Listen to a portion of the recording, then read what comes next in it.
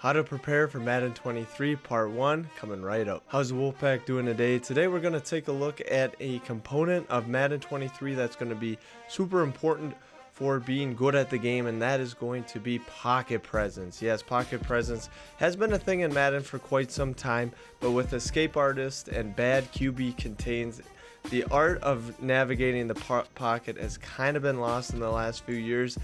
But this coming year, Madden 23, I think is going to be the return of the pocket passers. Even if you're not ready for it, I do believe it's coming, so be prepared ahead of time.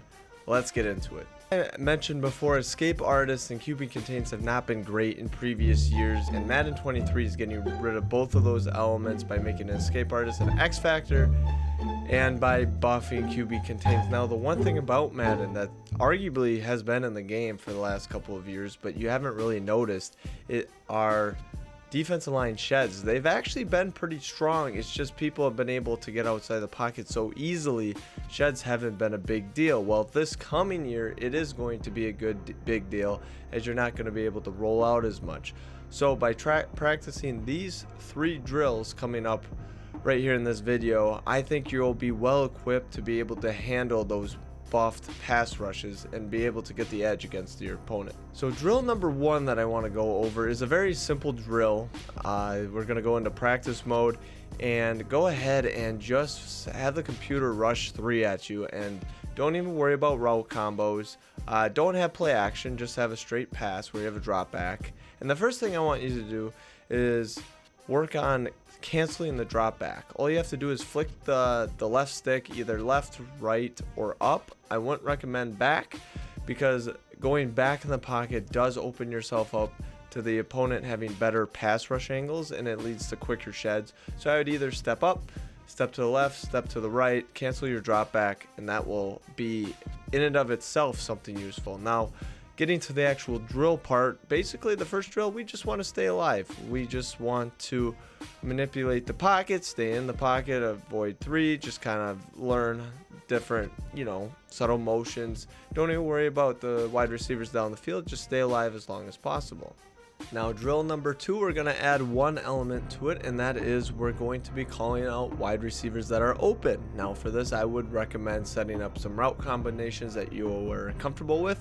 But on the defensive side, I would start calling some random plays shown here, so you can begin to read the defense and read the sheds all at the same time. If you do know the defense that the defense is in, it does kind of defeat the purpose, because you won't even have to look at the coverage in order to know who's going to be open, and you can just look at the pass rush. The key is here in a good, against a good player, they're going to be using hybrid style defenses. And the goal with this is to actually have to look for an open wide receiver while keeping part of your vision on the pocket to manipulate it as you see. So instead of actually throwing to the first wide receiver, just call it out or think it in your head who's open, and that will be a good test to you to make sure that you are identifying open wide receivers. Now, the third drill that we're going to take a look at for improving pocket presence is just one last element. We're going to be staying alive in the pocket as long as we can. We're still looking and calling out, and either in our head or under our breath, open wide receivers. But third, we're actually going to make a throw before we get sacked. And that's really important, because a lot of Madden is going against defenses where you're making a read as the defense is bearing down on you, and we have to learn whether there's throw out of sack animations, who can get the ball off quicker, how close to know whether to throw it away, try to lose as little yards as possible and take the sack so we don't do a hit on the, a fumble on the release, or if we can actually get the ball off. These are very important but subtle mechanics that I believe a player, this separates good players, average players, and great players, between who knows when to throw it, when to lose minimum amount of yardage, when to throw the ball away based on the different frames. Now we're getting down to really nitty gritty, but the frames before a defender is trying to hit us and our quarterback release. I think that's a very important part of studying the game, because it will lead to turnovers if you get throw out of sacks or fumbles, and this game is going to be predicated on, well, one, not turning the ball over, but two, also being able, of course, to score points. So anyway, that's how to get better at Madden 23 right now and using Madden 22. There'll be more coming up.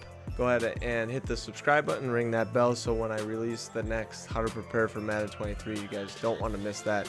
Should be some good tips. I look forward to hearing from you, and I hope you guys have a great night. Peace.